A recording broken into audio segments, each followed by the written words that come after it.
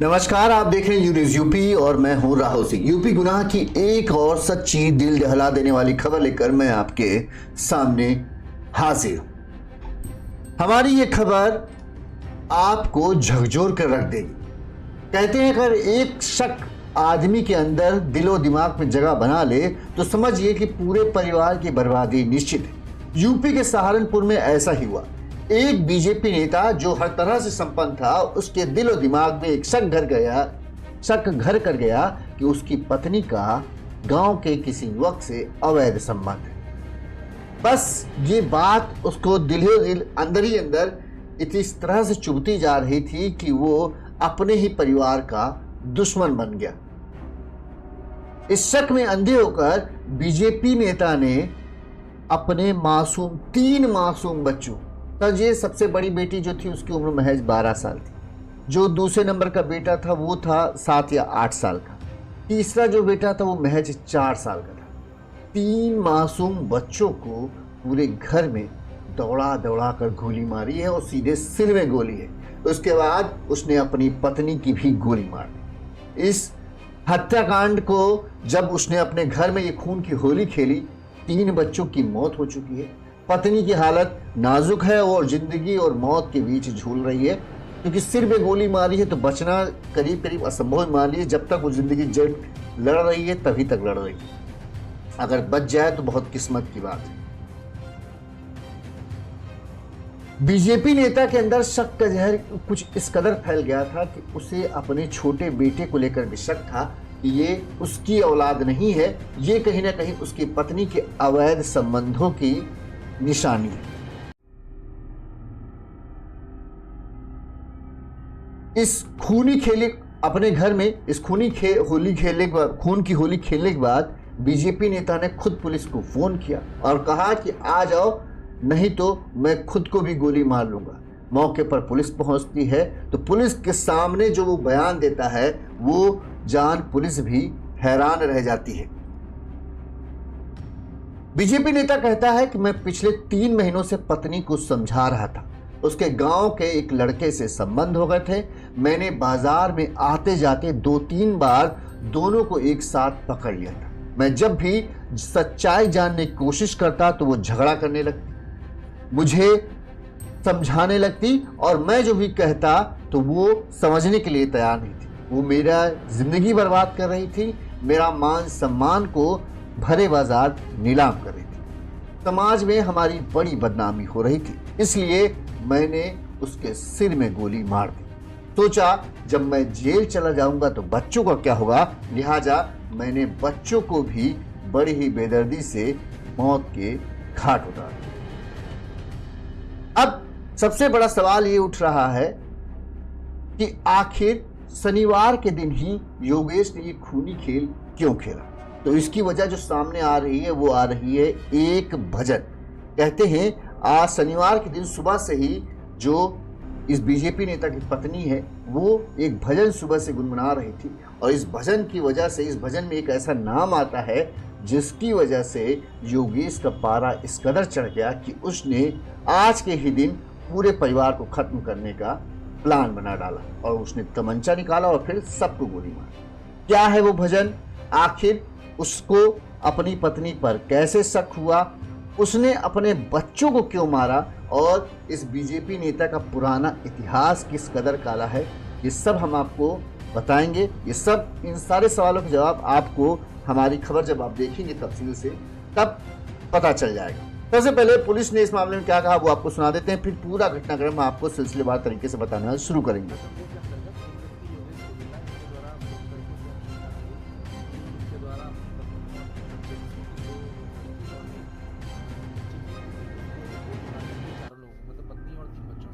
और इसके बाद इसके द्वारा बताया गया कि ये यहाँ पे अपने गांव में है। पुलिस जब मौके पर पहुंची तो ये पता चला कि ये जो है इसके द्वारा अपनी पत्नी और 3 बच्चों को गोली मार दी गई है। और जब इससे पूछा गया तो इसके द्वारा बताया गया कि अपनी पत्नी के चरित्र को लेकर ये परेशान था, इस वजह से इसने अपनी लाइसेंसी पिस्टल से। अब हम आपको सिलसिलेवार तरीके से पूरा घटनाक्रम समझाते हैं, कब क्या कैसे हुआ, ताकि आपको पूरी कहानी साफ समझ में आ जाए। यूपी का सहारनपुर जिला, यहाँ का है एक गंगोह कस्बा। यहाँ के सांगाठेड़ा गांव में योगेश रोहिला रहते हैं। ये बीजेपी का नेता है, भाजपा से 10 साल से जुड़ा है। पहले बताते हैं कि कहते हैं जिला अध्यक्ष या उप जिला अध्यक्ष भी रह चुका था, लेकिन बीजेपी से पिछले 10 साल से जुड़ा हुआ है। फिलहाल अभी किसी बड़े पद पर नहीं है, ये सिर्फ कार्यकारिणी का सदस्य। योगेश रोहिला की पत्नी, 3 बच्चे थे।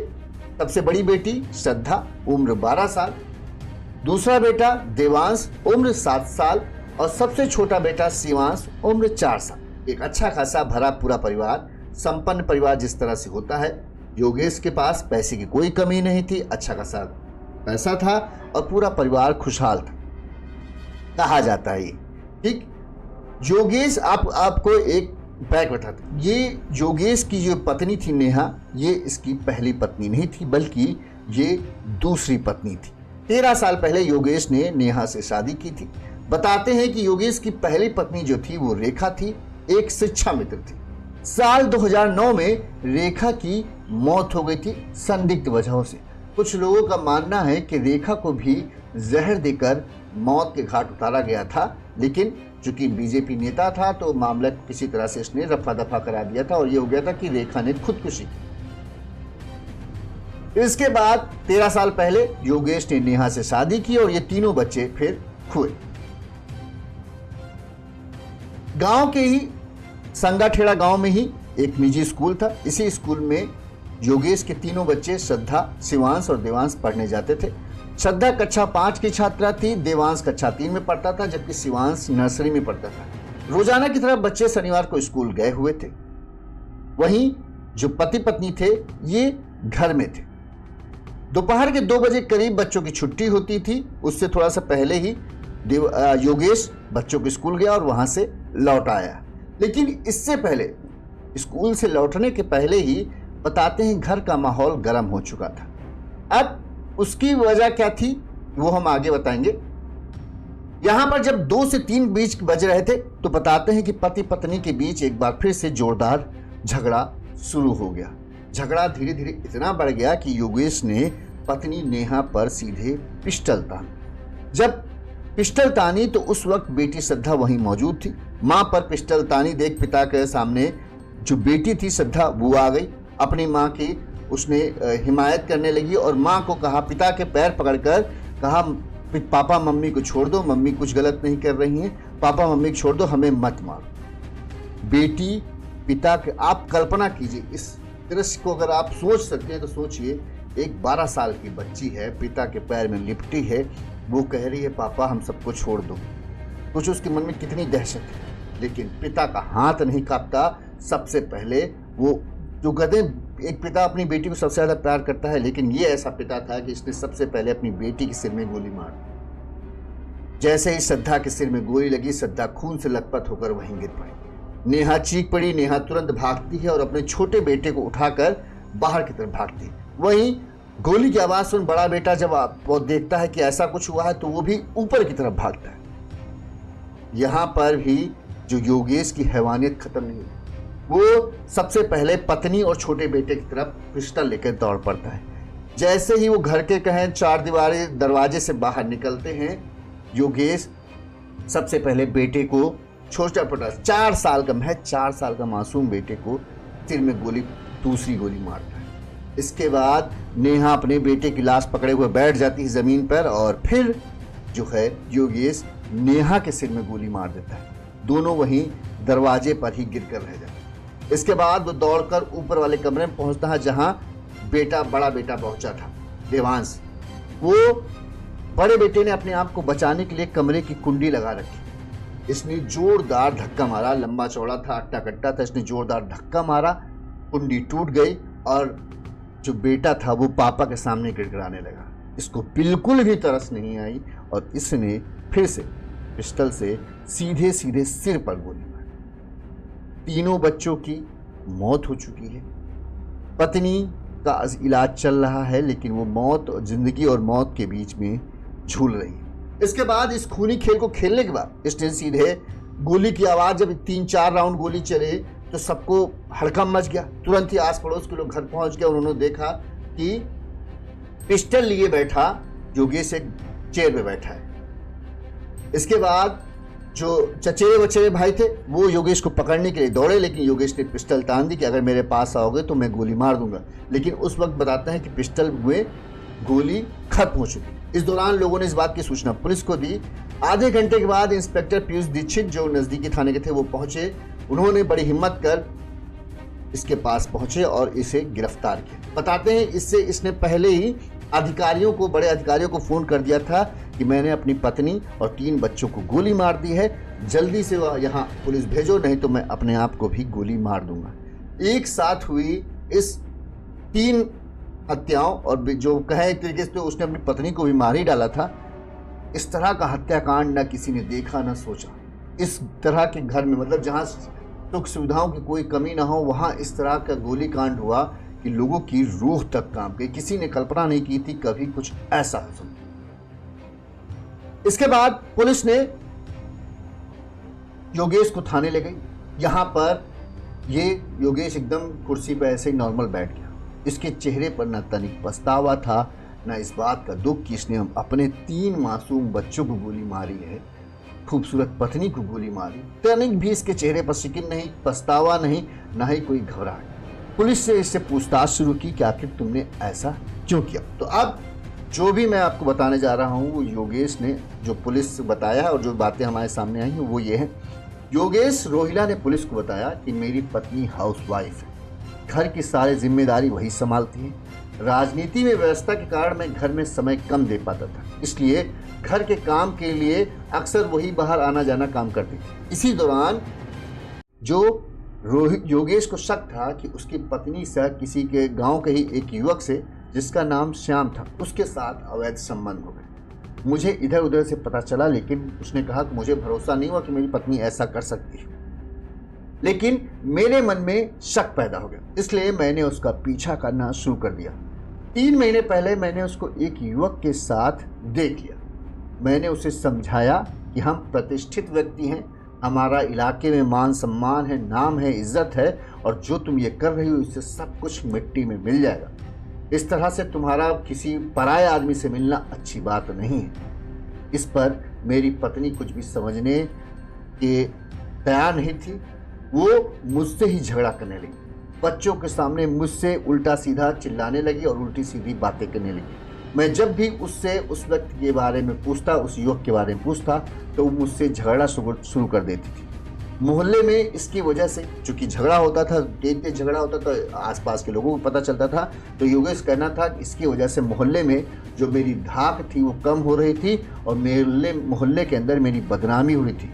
मैं पत्नी की ये हरकतें जो है उसका कहना था मैं बर्दाश्त नहीं कर पा रहा था। योगेश ने बताया कि वह सुबह घर पर नहीं था। उसकी पत्नी जब बच्चों को छोड़ने गई, जब वो वापस आया तो शनिवार के दिन की ये कहानी, जिस दिन उसने पूरे हत्याकांड को अंजाम दिया। उसने कहना, नेहा सुबह से ही बार बार एक भजन गा रही थी, जिस भजन की मैंने आपको चर्चा की थी। सुबह उस भजन की वजह से उसने शनिवार को पूरे इस खूनी खेल को खेला था। तो शनिवार की सुबह बच्चों को जब छोड़ने गया योगेश स्कूल और वहाँ से लौट कर आया तो देखा कि नेहा बार बार सिर्फ एक ही भजन गुनगुना रही है। जो भजन था, मैं तो हूँ राधा श्याम की, ये बोल थे भजन के। अब जब ये भजन वो बार बार सुन रहा था तो योगेश को लगा कि नेहा जो है जानबूझकर उसे चिढ़ाने के लिए ये भजन गा रही है, क्योंकि इसमें जो श्याम शब्द आ रहा है वो कहीं ना कहीं उसके प्रेमी से जुड़ा हुआ है। कई बार योगेश ने कहा कि मैंने कई बार पत्नी को कहा कि ये भजन बंद कर दो, मत गाओ, लेकिन फिर भी मुझे छेड़ने के लिए, मुझे उकसाने के लिए जो नेहा है वो बार बार भजन गा रही थी। इसी भजन को लेकर बहस हुई और बहस बढ़ती चली गई। इसी दौरान 1:30 से 2 बजे का वक्त हो गया, बच्चों को स्कूल ले जाने का वक्त हुआ। मैं गुस्से में ही बच्चों को लेने चला गया और बच्चों को लेकर आ गया। 2 बजे करीब एक बार फिर से हमारी इस बीच पे बातचीत शुरू हुई और बातचीत इस कदर बढ़ी कि झगड़ा होने लगा। ये बात मुझे बर्दाश्त नहीं हुई कि वो अपनी गलती मानने के लिए तैयार नहीं हो रही थी। वो जोर जोर से चिल्लाने लगी, उसकी आवाज़ बाहर तक जा रही थी। बच्चे भी सारी बातें सुन रहे थे, इसलिए मुझे बहुत तेज गुस्सा आ गया। मैं कमरे से अपनी पिस्टल निकाल लाया। मैंने उसे डराने की कोशिश की, तो वह तेज से लड़ने लगी, मतलब पिस्टल से डरी नहीं, उसका कहना था। इस पर मैंने गुस्से में पत्नी पर पिस्टल तान दी। ये देख मेरी बड़ी बेटी माँ को बचाने के लिए आगे आई। मैं सबसे पहले उससे ही गोली मारकर मौत के घाट उतार दिया। उसने कहा, जब बेटी बचाने आई तो मैंने सबसे पहले उसी को मारा। कल्पना कीजिए, गोली लगते ही वो खून से लथपथ होकर वहीं गिर पड़ी। जब मैंने बड़ी बेटी को गोली मारी तो मेरा जो बड़ा बेटा था देवांश, वो भागते हुए कमरे की तरफ आया। उसने देखा कि दीदी की लाश पड़ी है तो वो तुरंत ही ऊपर की कमरे की तरफ भागा। इस दौरान जो नेहा थी वो छोटे बेटे को लेकर बाहर की तरफ भागी। मैंने सबसे पहले नेहा की तरफ गया और दरवाजे के बाहर ही बस निकली थी, जो चौखट होती है उस चौखट से बाहर निकली थी, तभी मैंने देवांश को शिवांश छोटे बेटे के सिर में गोली मारी, फिर उसके भी सिर पर गोली मारी। उसके बाद उसे मौत की घाट उतार दी। वहीं जो बड़ा बेटा ऊपर के कमरे में, उसने अपने आप को बंद कर लिया था। मैं ऊपर कमरे को गया, धक्का दिया और कुंडी टूटते ही मैंने अपने बड़े बेटे को भी गोली मार दी। इसी बीच पड़ोस में रहने वाला चचेरा भाई आ गया। वो मुझे पकड़ने लगा तो मैंने उसके ऊपर पिस्टल तान दी, लेकिन गोलियां खत्म हो गई थी। ये पूरा घटनाक्रम योगेश ने पुलिस को बताया। पुलिस ने जब उससे पूछा कि पत्नी पर गुस्सा थे, तुमको पत्नी के चरित्र पर शक था, तो तुमने बच्चों को क्यों आखिर मार दिया?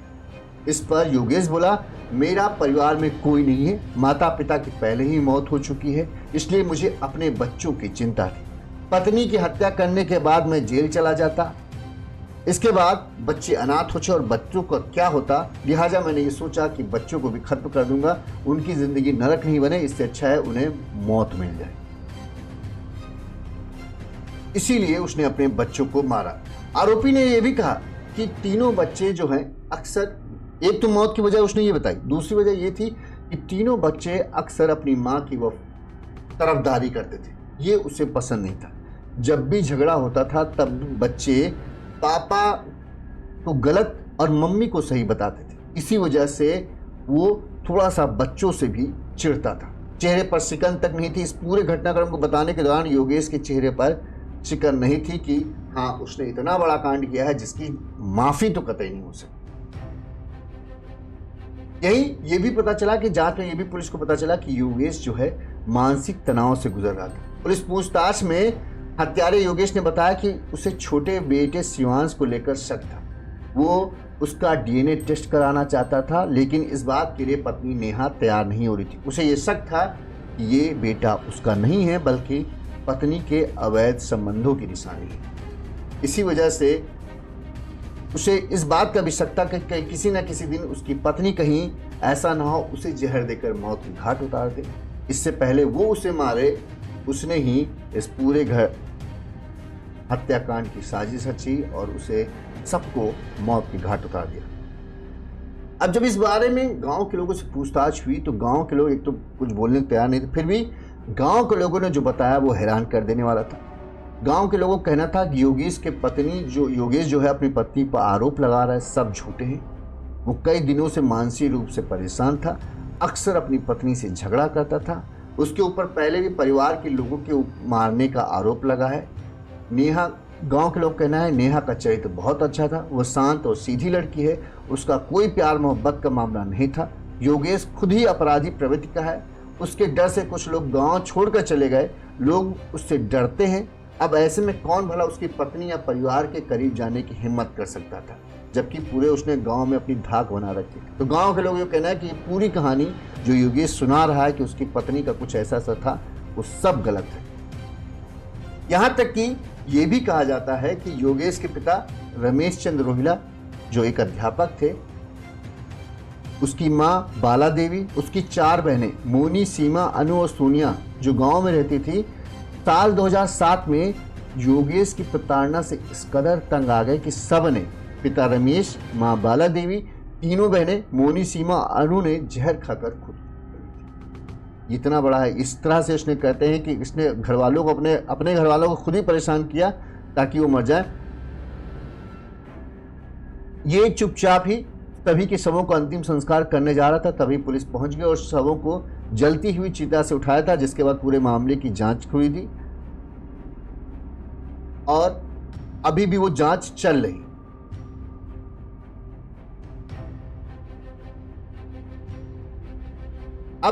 जो योगेश ने पुलिस को बताया है, पुलिस उसके आधार पर 3 एंगलों को ध्यान में रखकर जांच कर रही है। पहला, कहीं किसी महिला से बीजेपी नेता योगेश के अफेयर तो नहीं है और इसी चलते उसने इस हत्याकांड को अंजाम दिया। दूसरा, पत्नी का अगर सच में अफेयर था तो वो लड़का कौन है। तीसरा, परिवार का कोई विवाद तो नहीं है क्योंकि योगेश के माता पिता की भी जहर देकर हत्या की गई थी। ये 3 पॉइंट ध्यान रख के पुलिस जांच कर रही है। पुलिस को अब उम्मीद जो है वो नेहा से है कि अगर नेहा को बाई चांस वो आ जाता है तो वो इस पूरे घटनाक्रम में अहम बातें सामने ला सकती है। बहरहाल अभी नेहा की हालत नाजुक है और होश में वो कितने दिनों में आएगी ये कहना मुश्किल है। इसके अलावा जो और जांच में सामने आया है,